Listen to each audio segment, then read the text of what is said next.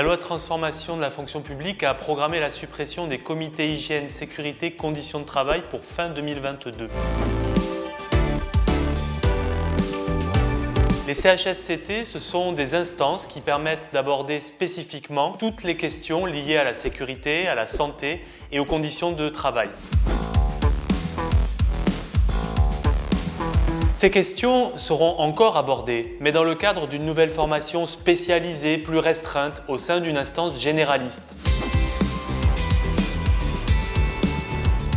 Toutes les questions ne pourront pas être traitées aussi efficacement qu'auparavant, car les instances devront désormais aborder d'autres sujets. La surcharge de travail engendrée risque d'entraîner une dégradation des capacités d'intervention auprès des personnels.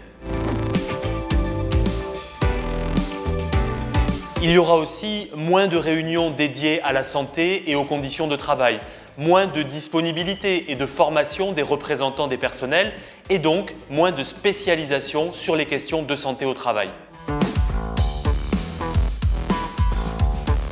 Il y a urgence dans la fonction publique, car les personnels sont sous tension. Le statut général et le Code du travail prévoient que tout employeur a obligation d'assurer la sécurité et de protéger la santé des agents qui sont placés sous sa responsabilité. Chaque employeur public a l'obligation d'identifier les risques, de les supprimer, d'évaluer ceux qui ne peuvent pas l'être, d'informer et de former les agents sur la prévention de ces risques et surtout de mettre en place une organisation et des moyens adaptés. S'il y a des manquements, l'employeur public peut être poursuivi pénalement. Dans tous les cas, si un accident a lieu ou qu'une maladie professionnelle survient, il y a alors obligation de réparation. En résumé, c'est le travail et son organisation qui doivent être adaptés aux agents et non l'inverse. Le travail ne doit pas rendre malade, il doit au contraire permettre de se développer. Le premier outil à disposition dans chaque service est le registre santé et sécurité au travail. Il permet de signaler toute situation ou condition de travail problématique ou dégradée, y compris si le personnel n'y est pas directement ou immédiatement exposé. L'employeur doit apporter une réponse écrite au signalement et surtout, il doit agir. Si un agent a un motif raisonnable de penser qu'une situation de travail présente un danger grave et imminent pour sa vie ou sa santé, il doit le déclarer dans le registre « danger grave et imminent ». Il peut alors réglementairement exercer son droit de retrait.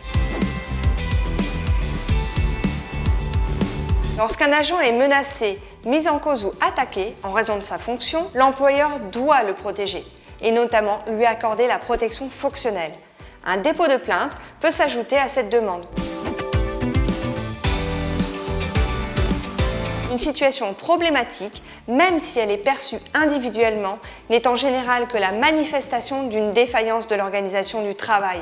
Cela résulte souvent d'un manque de moyens, d'une mauvaise organisation du travail, du type de management ou de consignes inadaptées. Les personnels ne doivent pas rester seuls. Il faut en parler au sein du collectif de travail et alerter les représentants du personnel et la section syndicale FSU. Les agents doivent avoir accès à tout moment aux services de médecine de prévention. Il faut améliorer les conditions de travail et d'emploi des médecins pour pouvoir en recruter en nombre suffisant. Il faut aussi permettre aux équipes de médecine de prévention de jouer pleinement leur rôle de conseil. Les restructurations et réorganisations incessantes dégradent les conditions de travail et affectent la santé des personnels. Les risques psychosociaux explosent. Quelle que soit l'instance en charge de ces questions, la FSU revendique le renforcement des droits de visite, d'enquête et d'expertise des représentants des personnels pour sortir du déni. La FSU revendique le maintien des CHSCT et donc l'abrogation de la loi de transformation de la fonction publique. Les personnels s'emparent de plus en plus fréquemment des outils pour défendre leurs droits et imposer les questions de conditions de travail et de santé aux employeurs publics. Le CHSCT, c'est l'instance où les représentants de la FSU utilisent ces outils pour obliger les employeurs publics à agir.